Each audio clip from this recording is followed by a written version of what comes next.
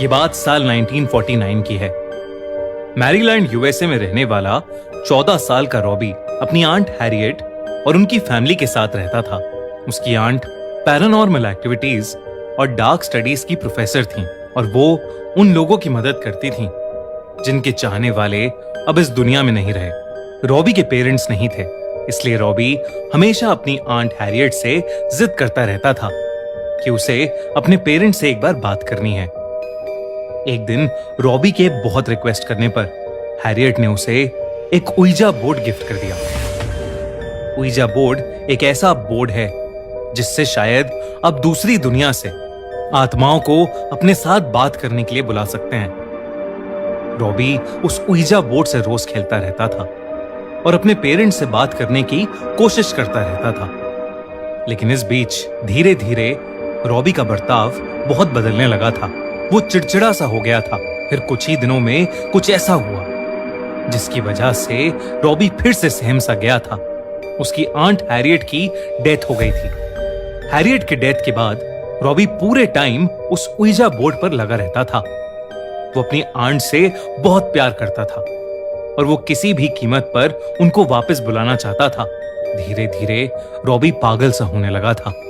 उसे घर की दीवारों में से खड़खड़ाहट की आवाजें आती थीं। कभी उसे ऐसा लगता था कि जैसे उसकी आंट उसे पुकार रही हैं, तो कभी उसे लगता था कि वो किसी से लड़ रही हैं।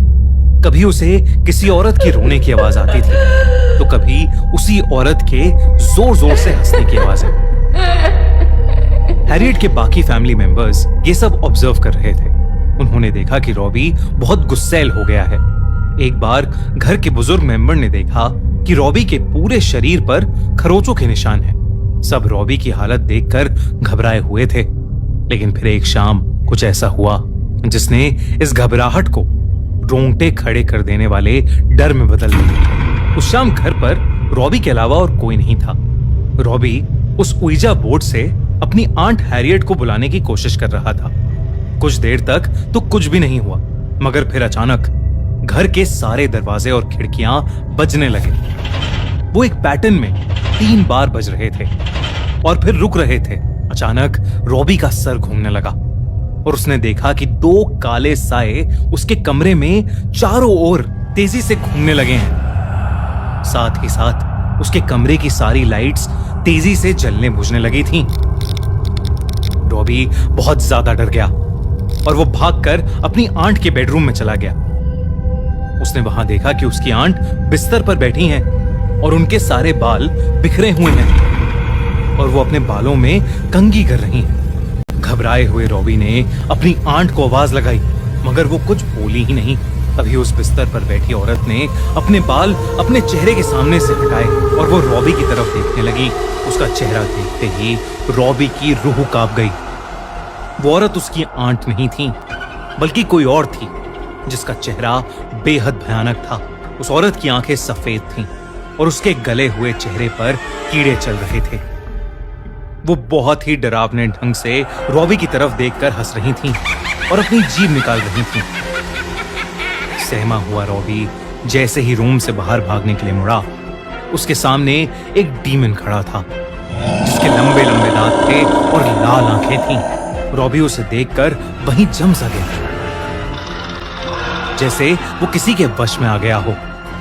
वो वहीं खड़ा रहा और उस रूम का दरवाजा खुद ब खुद बंद हो गया। देर रात को जब हैरियट के फैमिली मेंबर्स वापस आए तो उन्होंने देखा कि रॉबी खून से लथपथ खड़ा है और उसके हाथ में एक चाकू है और दूसरे हाथ में पड़ोसियों की मरी हुई बिल्ली, और वो उस बिल्ली से उसका मांस निकाल निकाल कर खा रहा था।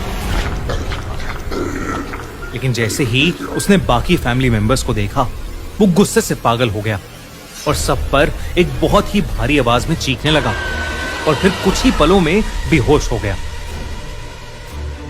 इस इंसिडेंट के बाद से रॉबी की हालत दिन ब दिन खराब होती जा रही थी। जब किसी साइकियाट्रिस्ट को कुछ समझ नहीं आया तो हैरियट की फैमिली ने 2 प्रीस्ट्स को अप्रोच किया और उन प्रीस्ट्स के घर पर पैर रखते ही रॉबी पागलों की तरह चिल्लाने लगा। घर वालों ने रॉबी को बेड से बांध दिया।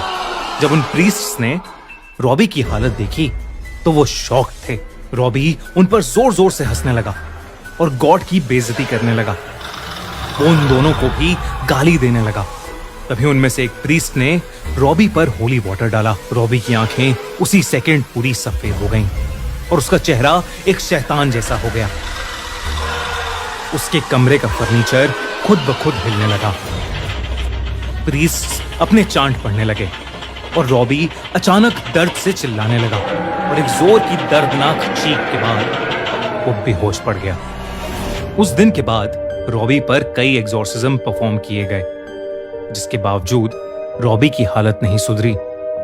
तभी अचानक रॉबी के कपड़े फटने लगे और उसके शरीर पर खून से अजीब अजीब से मार्क्स बनने लगे। उसकी चेस्ट पर एक बहुत बड़ा एक्स का साइन बन गया था और ये होते ही रॉबी का बेड हवा में उड़ने लगा। प्रीस्ट ने एग्जॉर्सिज्म उसी वक्त रोक दिया। सब फैमिली मेंबर्स ये देखकर बहुत डर गए थे। उन प्रीस्ट ने उन्हें बताया कि एक्स मार्क का मतलब लैटिन में 10 होता है, जिसका मतलब ये था कि उसके शरीर को किसी एक ने नहीं बल्कि 10 डिमोनिक आत्माओं ने उसके शरीर पर कब्जा किया हुआ था। अगले दिन जब प्रीस्ट रॉबी पर आखिरी एग्जॉर्सिज्म करने उसके कमरे में गए तो उन्होंने देखा कि रॉबी अपने बेड पर नहीं है। जब वो पीछे मुड़े तो रॉबी सीलिंग पर चढ़ा हुआ था और उन पर हंसते हुए एक बहुत ही भारी आवाज में कुछ बड़बड़ा रहा था। वो लैटिन भाषा में जोरों से कुछ बोल रहा था। ये देखकर उन प्रीस्ट ने फौरन एग्जॉर्सिज्म शुरू कर दिया।